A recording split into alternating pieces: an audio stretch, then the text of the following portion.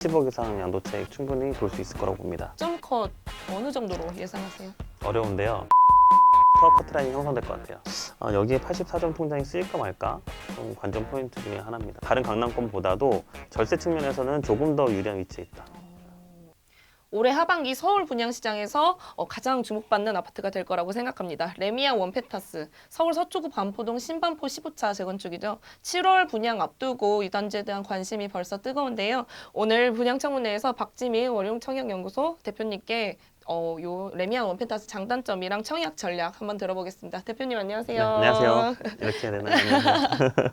대표님 이 아파트 청약 당첨되면 무조건 10억 로또라고 뭐 그런 말이 있는데 네. 청약해보는 게 진짜 답일까요? 예, 맞아요. 제가 좀 T라서 정확하게 짚고 넘어가야 되는데 분양가가 근데 아직 네. 안 나왔어요. 얼마 정도로 나올 걸로 예상이 될까요? 맞아요. 7천만 원 이상은 평당 나올 것 같은데 예를 들어서 84타입이라고 하면 7,500일 때 분양가가 25억 되거든요. 아, 그렇죠. 네. 근데 59 타입이면 그보다 싸죠. 20억 안쪽이라서 59 타입에 당첨되면 10억까지는 당장은 무리지 않을까 싶고 84 이상부터는 10억 이상 양도차익 충분히 볼 수 있을 거라고 봅니다. 네, 옆에 가격을 좀 견뎌볼 만한 단지들이 좀 있어요. 아크로리버파크라든지 뭐 레미안 퍼스티지 이런 애들하고 비교하면은 진짜 뭐 10억 예상한다. 그렇죠. 그러니까 남쪽에 있는 단지 버스티지 같은 데는 2000년, 2010년도 이전에 입주했기 때문에 준신축이잖아요. 근데 리버파크나 반포주공 1단지 같은 경우는 신축이라서 리버파크가 한강 보이는 게 막 40억 이렇게 하니까 한강 뷰가 안 나오는 동호스 라인의 비준에서 아마 계산하게 되면 35억일 경우 분양 예상 차익이 10억 정도는 확보되는 게 맞죠. 예. 뭐 입지 뭐 분석할 것도 없는데 너무 좋아서 그래도 한번 간단히 말씀 주시죠. 지금 원펜타스는 신반포역과 맞닿아 있어서 9호선 초역세권이다.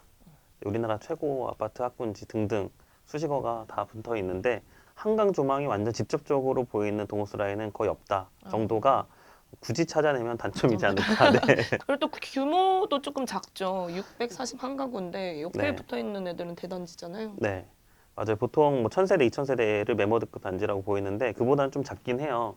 그래도 이 신반포 쪽의 특징이 뭐냐? 조그만 아파트가 더 많이 분양할 겁니다.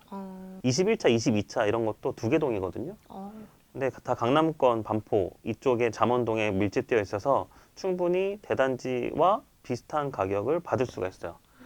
제가 이제 개포동이나 일원동이나 서울의 여러 아파트 지역에서 막 몇천 세대급 단지와 200세대, 300세대급 작은 단지랑 이제 가격 비교하잖아요.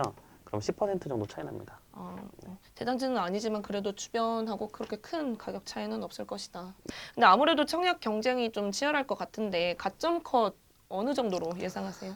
어려운데요. 그러니까 69점부터 커트라인이 형성될 것 같아요. 일부 타입은 70점, 74점, 75점 이렇게도 보일 것 같아요.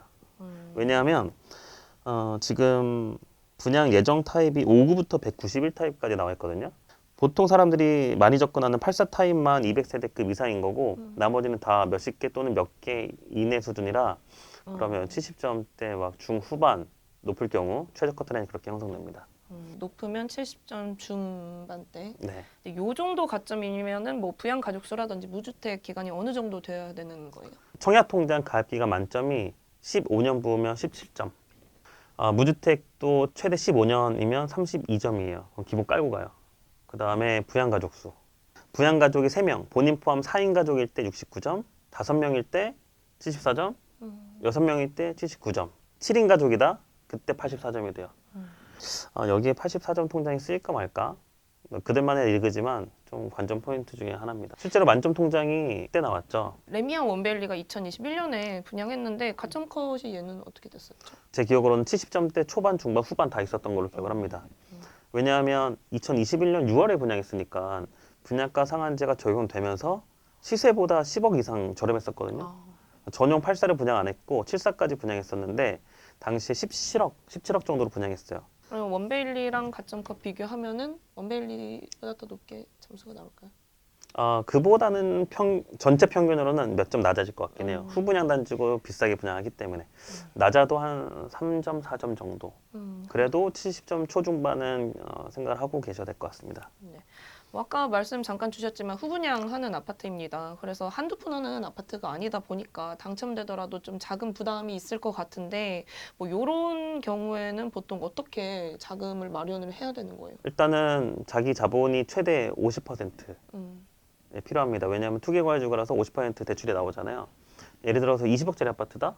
소득이 적어도 1억 넘어가야 스트레스 DSR 적용 등등 해서 대출이 10억 정도 나올 거예요.